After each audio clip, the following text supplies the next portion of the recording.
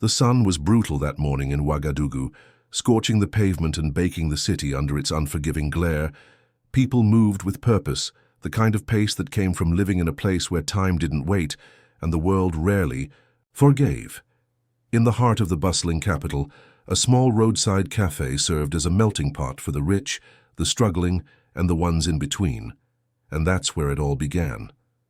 Awa was behind the counter, her face coated in light makeup, and her tone even lighter in patience.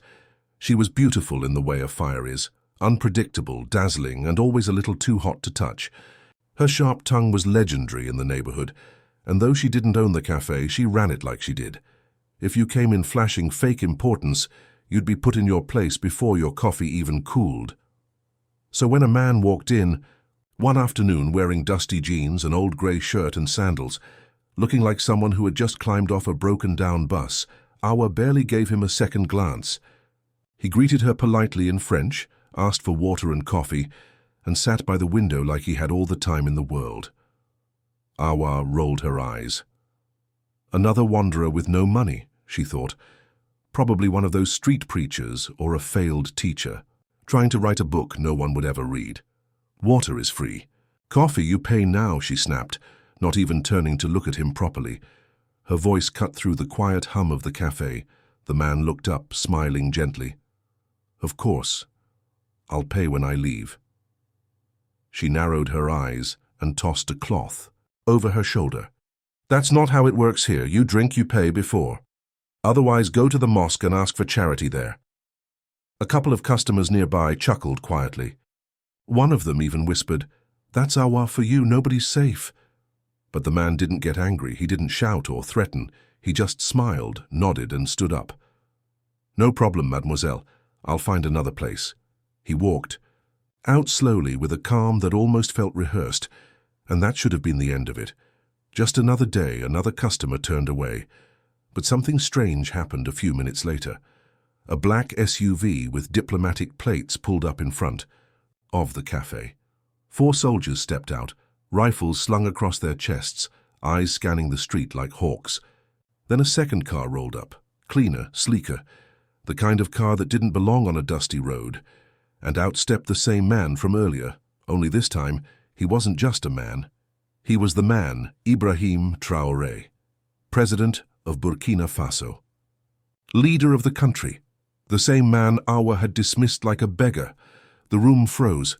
Awa's heart dropped into her stomach as she recognized him from the posters and the news broadcasts, the unmistakable face, the sharp eyes, the calm voice. Now it all made sense. The confidence, the way he didn't flinch at her insults.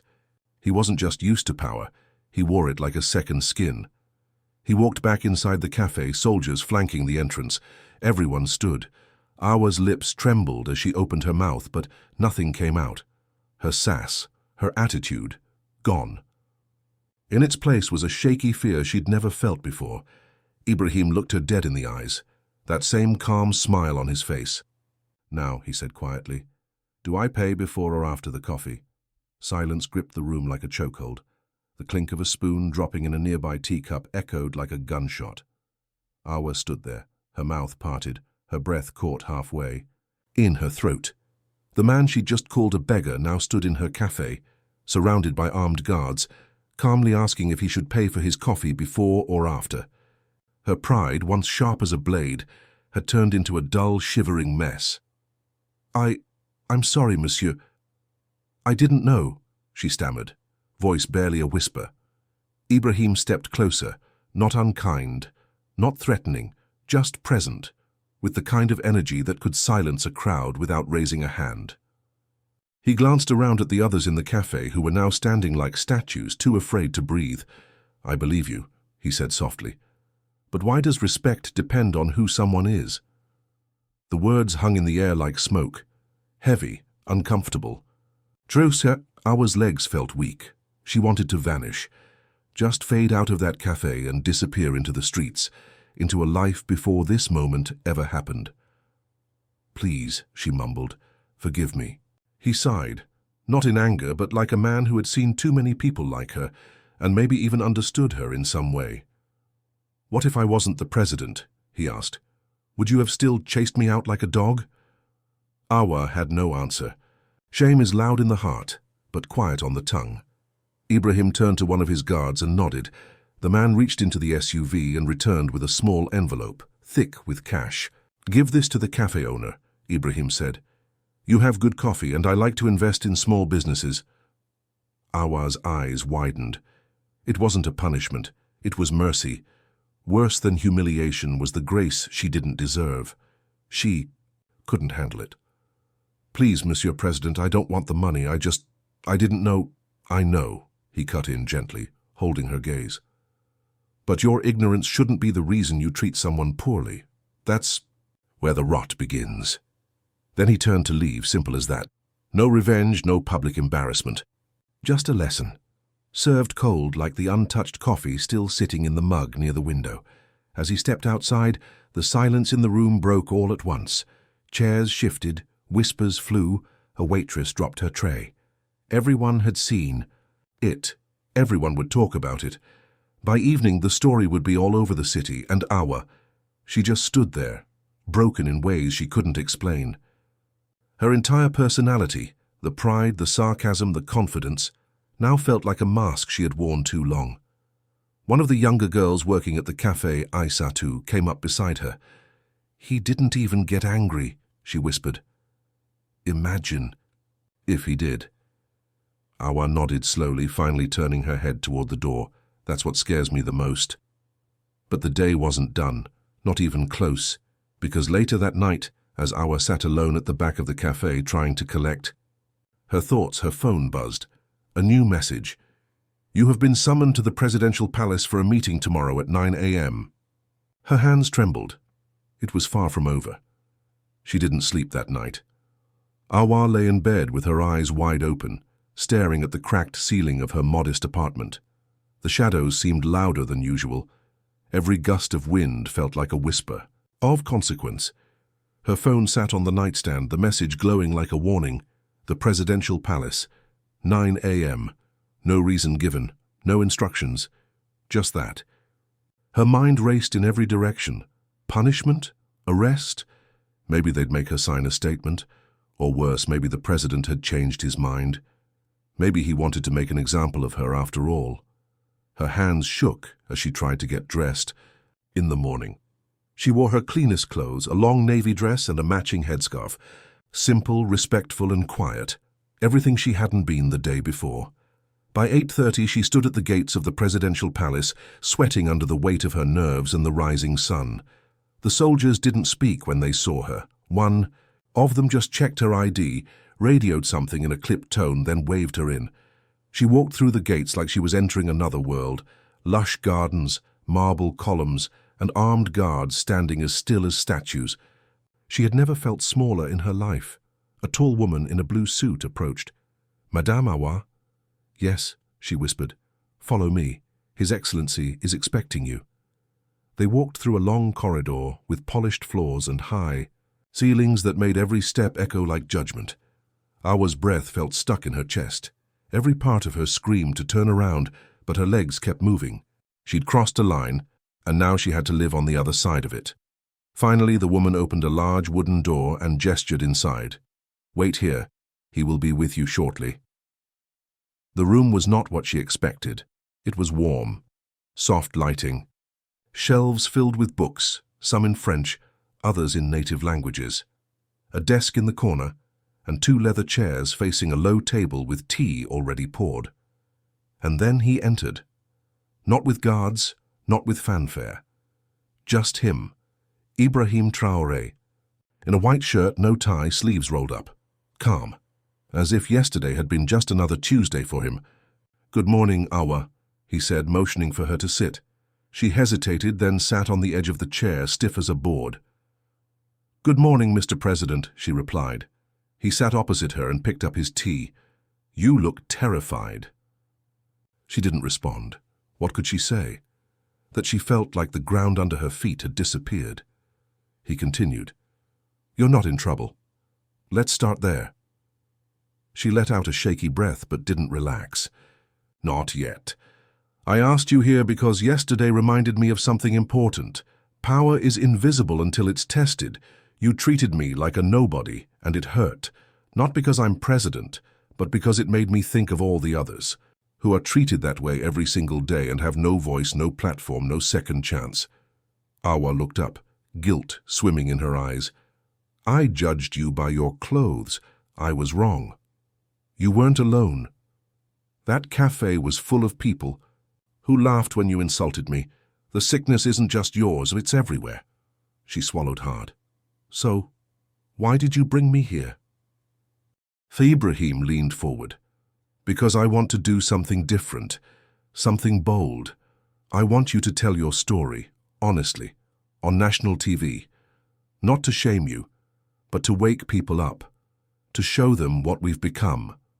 Her eyes widened, in horror. Me? On TV? No, I can't. I'm not like that. You already are, he said calmly but firmly. This moment chose you.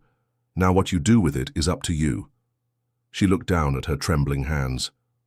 1 day ago, she was just another mouthy cafe worker. Now she was being asked to become something else entirely. A voice, a mirror, a warning. I need time, she whispered. You have 24 hours. He stood, nodded respectfully, and left the room. Awa sat there for a long time, heart pounding. Not because she feared punishment anymore, but because she didn't know who she was about to become. The walk back home from the palace felt like a dream Awa couldn't wake up from. The guards at the gate even greeted her differently now, not with suspicion, but with respect. The same woman who'd been invisible just yesterday was now being spoken of behind closed doors in rooms she never imagined she'd enter. She didn't go back to the cafe, not yet. She knew people would be talking. Whispers would fill the air, like smoke. Instead, she locked herself in her apartment, closed the curtains, and sat on the floor, staring at the wall as if the answers were carved into the paint. She had 24 hours. 24 hours to decide if she would go on national television and tell the entire country how she disrespected a man who turned out to be the president. Awa wasn't dumb. She knew this wasn't just about her. Ibrahim Traore wanted to use her as an example, not to punish her, but to start something bigger. A conversation, a shift, and somehow she was in the middle of it. Her phone rang non-stop, unknown numbers, messages, people asking what happened, what she was doing at the palace, if she was in trouble. Even her mother called from Bobo Dioulasso, demanding answers. Awa didn't reply to anyone. Not yet. That evening, as the sun dipped behind the buildings, casting long shadows across her apartment, she opened an old drawer filled with worn photos and forgotten notebooks. She pulled out one in particular, a photo of her father dressed in a tattered uniform, holding a young Awa in his arms. Her father had been a street cleaner, disrespected daily, spit on by kids, ignored by rich men, laughed at by women who thought he smelled like the gutter, and still he'd come home smiling. He used to say, "Dignity is not about how they see you. It's about how you carry yourself anyway." She hadn't thought of him in years, and now here she was, given the chance to stand in front of millions and tell the truth, not just about what she did, but about how easy it had become for people like her to look down on others based on nothing but appearance. But fear was still loud. What if people mocked her? What if the media twisted her words? What if her confession made her the face of shame instead of change? The next morning, her decision was made. By 8 a.m., she stood outside the national TV station. A sleek black car pulled up beside her, the same one from before, and a young assistant stepped out with a tablet and a warm smile. "Miss Awa, welcome. We've prepared everything. It's live, just like the president requested. He won't be present. This is your story." Awa nodded, her throat dry. "And if I mess up?" The assistant smiled. "Then you'll mess up honestly, that's all anyone can ask." Inside the building, cameras waited, lights, makeup, a plain set with a single chair and a dark backdrop. No glitz, no distraction, just truth.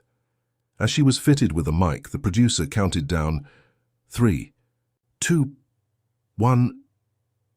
The red light blinked on, and Awa began to speak. She started with the moment he walked into the cafe.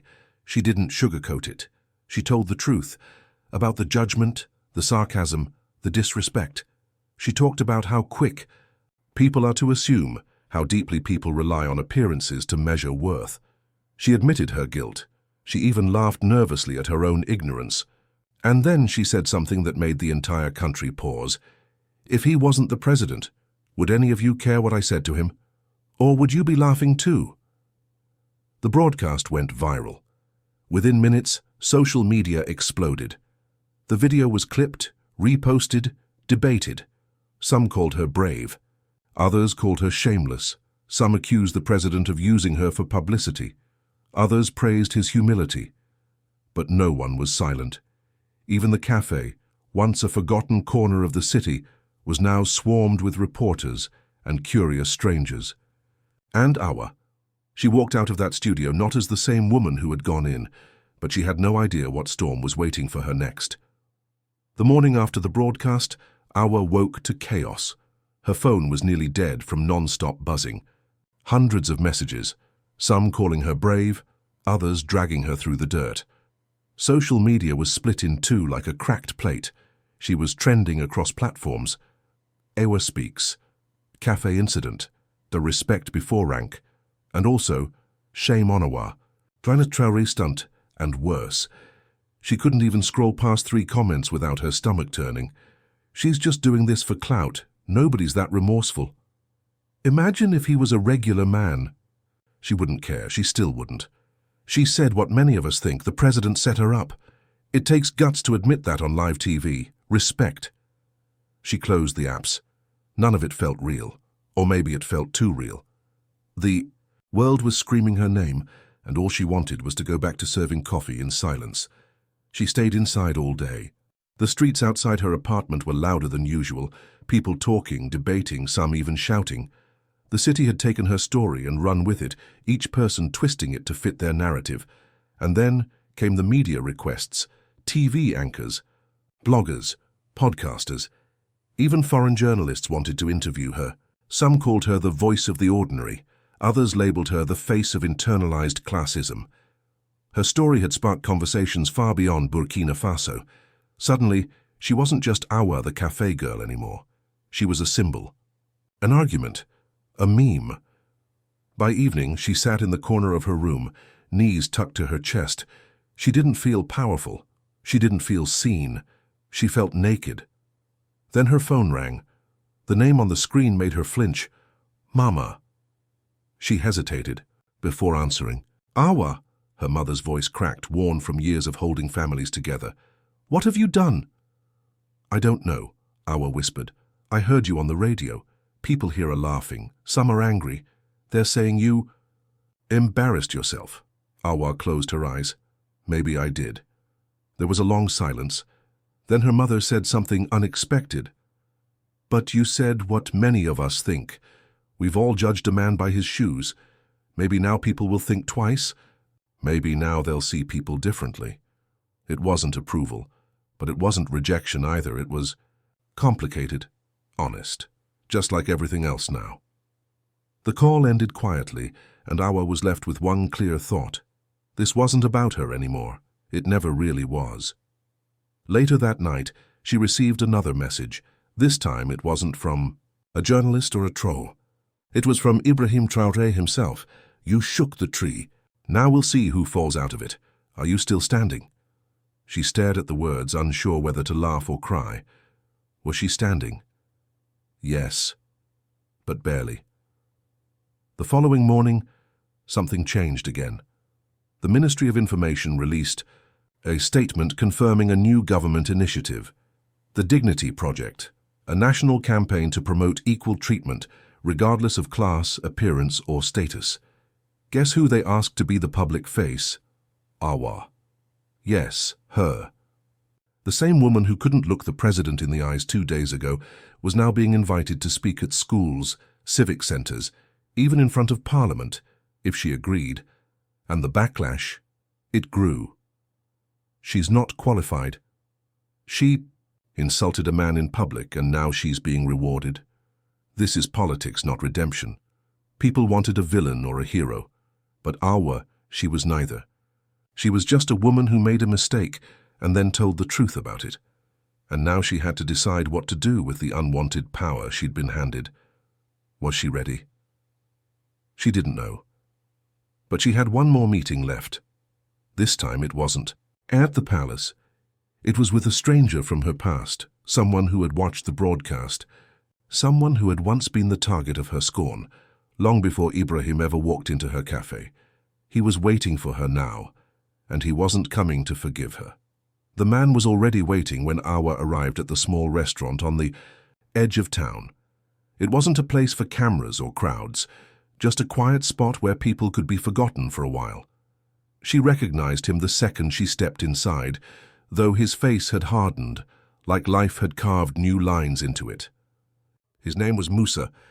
Years ago, before she ever wore lipstick or worked behind a cafe counter, before her voice got sharp and her pride sharper, Musa had been a boy in her neighborhood. Poor, awkward, always dirty, always kind, and always the one everyone mocked, especially her. She remembered laughing at his shoes, calling him Musa the mud boy. She'd thrown his school bag in a puddle once, for no reason, just to make her friends laugh. He didn't cry that day.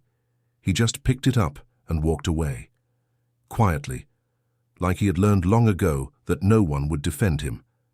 Now he was grown, dressed in clean, simple clothes, beard trimmed, eyes tired but steady. Awa sat across from him, unsure how to begin. "You saw the broadcast?" He nodded. "Yeah." More silence. "I didn't know you were still in Ouaga," she said.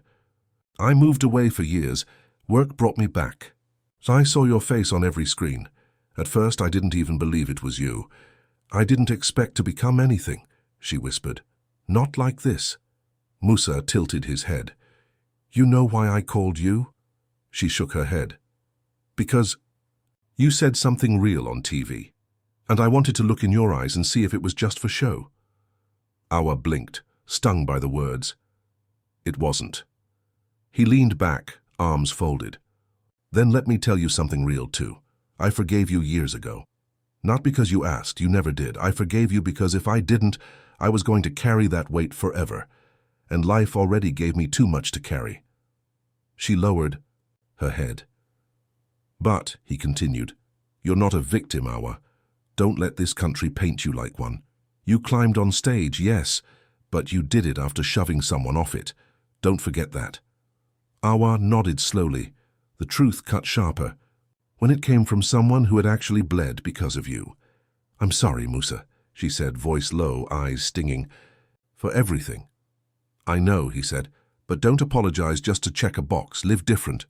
That's the only way any of this means something." He stood up, left enough money on the table for both meals, and looked at her one last time. "They're going to lift you high, maybe too high, but remember, the fall hurts worse when you forget who you used to be." And just like that, he was gone. She sat there alone, watching her tea grow cold. That meeting hadn't been a threat. It was something worse, the truth with no filter. The kind that doesn't care about fame or redemption arcs. The kind that makes you stare at your reflection and ask who you really are. Later that night, Awa sat in her apartment, the lights off, her face glowing from the TV screen where news anchors were still talking about her. She turned it off. She picked up a pen and a notebook. On the first page, she wrote one sentence. "I used to judge people by how low they were. Now I wonder how low I had to be to do that." And then she flipped to the next page. For the first time, she started writing her story, not as the girl who insulted the president, but as the woman who was ready to face the person she used to be. The next week felt like a storm she couldn't outrun. Awa had become a symbol, a talking point, a hashtag people threw around in debates about class, power, and politics. But behind all the praise and hate, something quieter was growing, something colder. She started noticing small changes. The speech drafts she was sent to read at civic events didn't feel like her own voice. They were polished, pre-written, and full of rehearsed inspiration. They turned her mistake into a slogan, a tool, something that made the government look progressive, connected to the people, in touch with the streets. But they weren't telling the full truth. No one wanted her to talk about the fear or the guilt, or how quickly people had flipped, calling her brave one day and a fraud the next. They didn't want her to remind them that they laughed when she humiliated that man in the cafe. That they only cared when he turned out to be someone important. No, they just wanted the perfect redemption arc, neat, clean, sellable. One night, after another scripted interview, she sat alone in the dressing room, staring at herself in the mirror, under bright lights. Her makeup was flawless, her clothes were carefully chosen by a stylist, but her eyes looked tired, not from the cameras but from pretending. Then the door opened. It was him. Ibrahim Traore. No guards, no cameras. Just the president, again, watching her with that same unreadable expression. "I've been watching," he said, gently closing the door behind him. "I know," she replied, not getting up. "You've handled the storm well." She gave a hollow laugh. "Have I? Or have I just become what everyone wants me to be?" He stepped closer, quiet for a moment. "What do you want to be, Awa?"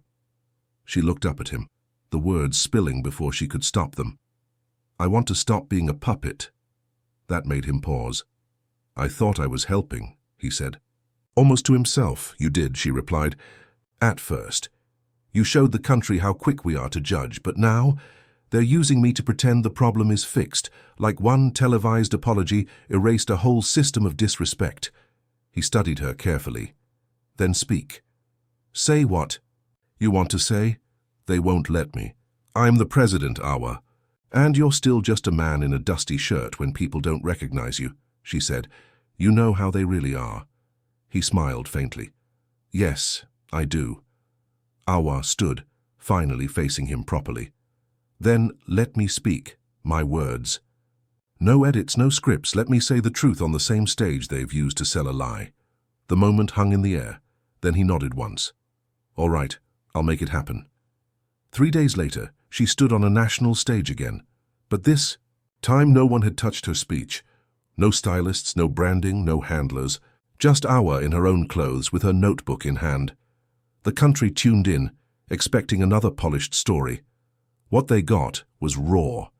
She talked about humiliation, about pride turned to shame, about the rot of classism buried in everyday behavior. She told the truth about how she'd been praised not for her honesty, but for the convenience of her confession. She said this: "I'm not your hero, I'm not your villain, I'm the mirror you don't want to look into, and if you don't like what you see, maybe break the habit, not the glass."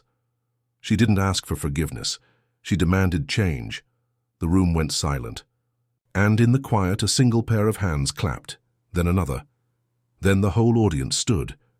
Outside, reactions exploded, some cheering her boldness, others furious at her defiance. The government tried to distance itself. Critics accused Traore of using her. Others said she used him, but Awa. She had finally spoken for herself.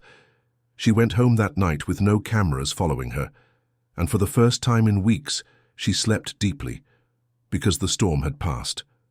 But the fire, it was just starting. 2 weeks passed, no more press tours, no more carefully staged appearances, no late-night calls from ministries offering her ambassador roles or partnerships. After her last speech, the government quietly backed away. Politicians who once praised her online had gone suspiciously silent. The media turned its attention to a new scandal, a new distraction. The machine kept moving. But Awa, she stayed still. She returned to the cafe. Not to serve coffee, she didn't need to anymore, but to sit by the window where it all started. She watched the people, the old regulars, the students, the worn men with dusty shoes. She saw things differently now, not because the world had changed, but because her eyes had.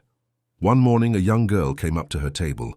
She was maybe 17, dressed in her school uniform, nervously holding her bag straps. "Are you Awa?" she asked shyly. Awa smiled. "Yes." The girl hesitated. "My teacher played your speech for the class. Some boys laughed, but I didn't. I just wanted to say thank you for not pretending." Awa's smile faded into something softer. "You're welcome." The girl left, and Awa sat there a long time, staring into her tea, thinking about what had changed and what hadn't.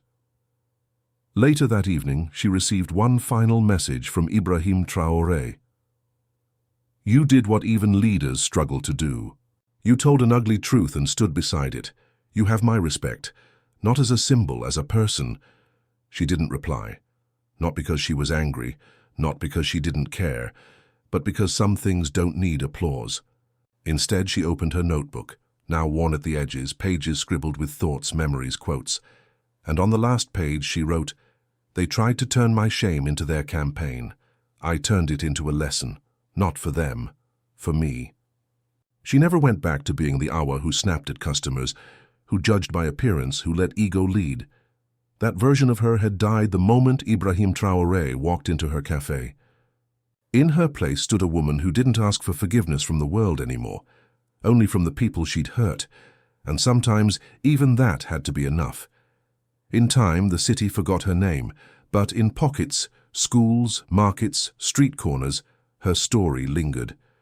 Whispers of that girl who insulted the president without knowing who he was, and what she became after. A warning, a question, a truth. And Awa.